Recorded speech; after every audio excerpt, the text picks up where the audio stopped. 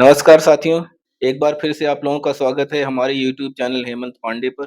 पिछले वीडियो में हमने आप लोगों को बताया था कि किस तरह से आप अपना एनजीओ बना सकते हैं, अपना सोसाइटी रजिस्टर करा सकते हैं और उसके अगले वीडियो में हमने बताया था जो है कि किस तरह से आप अपने एनजीओ का रजिस्ट्रेशन होने के बाद से अपना बैंक अकाउंट किस तरह से अपने एनजीओ का आप ओपन कर सकते हैं और उसका क्या-क्या प्रोसेस होता है, क्या डॉक्यूमेंट्स लगता है, सारी चीज़ें हमने दोनों वीडियो के माध्यम से एकदम से पूरी तरह से पूरा डेफ़िनेशन उसका हमने बताया था। और आज हम आपको बताने वाले हैं कि आप लोग ये एनजीओ रजिस्ट्रेशन कराने के बाद, अपना बैंक अकाउंट ओपन करने के बाद, किस तरह से आप अपना नीति आयोग में रजिस्ट्रेशन करा सकते हैं। यदि आप नीति आयोग में अपने एनजीओ, अपने सोसाइटी, अपने ट्रस्ट को रजिस्टर नहीं कराते हैं, तो गवर्नमेंट की बहुत सारी योजनाएँ होती हैं जिससे आप वंचित रह जाते हैं।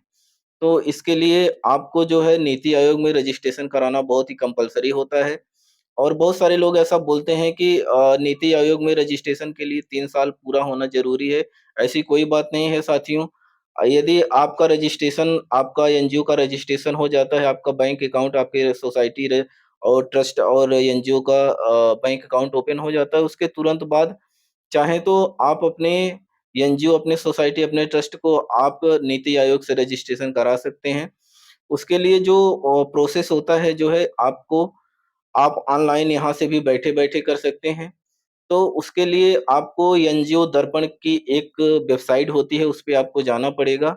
एनजीओ दर्पण की जो वेबसाइट है वो उसको ओपन करने के बाद न्यू रजिस्ट्रेशन पे आपको जाकर के क्लिक करना पड़ता है। और न्यू रजिस्ट्रेशन पे आपको आपके जो मेन बॉडी होते हैं जैसे प्रेसिडेंट, सेक्रेटरी और ट्रेजरर, इनका पूरा डिटेल्स आपको लगेगा। जैसे इनका आधार कार्ड लगेगा, इनका पैन कार्ड लगेगा और इनकी ईमेल आईडी लगेगी, मोबाइल नंबर लगेगा। ये सब सारी चीज़ें आपको अपने पास रखना है क्योंकि सारा डेटा वहाँ पे फ़िल अप करना पड़ेगा और उसके बाद उसमें बहुत सारे योजनाएँ आएँगी किसमें आप डील करते हो, आपका एनजीओ किस तरह का है, किस तरह का कार्य करता है, उसमें बहुत तरह के आपको ऑप्शन दिखाई देंगे। आप जिस तरह का कार्य करते हैं, पहले से जिस तरह का कार्य कर चुके होते हैं, उसमें आप उस विकल्प को आप सेलेक्ट करेंगे।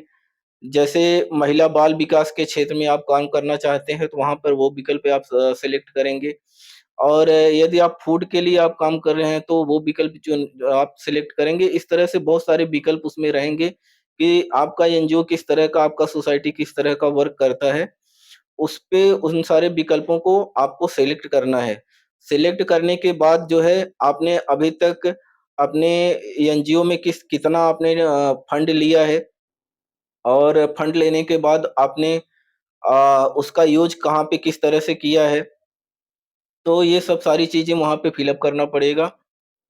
तो याद रहे कि जब भी आपका रजिस्ट्रेशन हो जाता है, बैंक अकाउंट ओपन हो जाता है, उसके बाद आप नीति आयोग में ईज़िली आप रजिस्टर कर सकते हैं। जब भी आप नीति आयोग में रजिस्ट्रेशन आपका कंप्लीट हो जाता है और कंप्लीट होने के सारा डिटेल्स जो सारी क्राइटेरिया जब फिल अप हो जाती है तो आप सबमिट करते हैं। सबमिट होने के 1 हफ्ते से 10 दिन के बाद में आपको एक नीति आयोग का एक नंबर रजिस्ट्रेशन नंबर आपको मिलता है, जिसको डालने से आपको जो है गवर्नमेंट की एनजीओ दर्पण पर अवेलेबल जितनी भी गवर्नमेंट की योजनाएँ होती हैं एनजीओ सोसाइटी के लिए और उसको आप देख सकते हैं, उसकी क्या क्राइटेरिया है, उसका प्रोसेस क्या है, उसका प्रपोज़ल किस तरह से है। तो सारा चीज़ आप उसमें जा कर के उसको ओपन कर सकते हैं। लेकिन वो जो नीति आयोग का जो आईडी है, जो रजिस्ट्रेशन नंबर है, उसका यूज़ हर जगह किया जाएगा। बिना उसके आप किसी भी योजना को देख नहीं सकते हैं, समझ नहीं सकते हैं और उसको अप्लाई नहीं कर सकते हैं।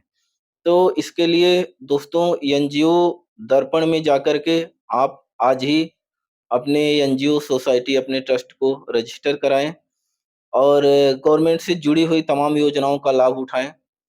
और यदि आपको किसी तरह का सुझाव अगर चाहिए, तो आप हमारे कमेंट बॉक्स में अपने क्वेश्चन को आप लिख कर के पूछ सकते हैं और आपके समाधान के लिए हमको बहुत खुशी होगी कि हम आपका समाधान करने का पूरा प्रयास करेंगे। ठीक है, यदि हमारा वीडियो आपको अच्छा लगा, तो हमारे चैनल को सब्सक्राइब ज़रूर करिएगा एवं अपना आशीर्वाद हमेशा हमारे ऊपर बनाए रखिए। नमस्कार, जय हिंद, जय भारत, जय श्री राम।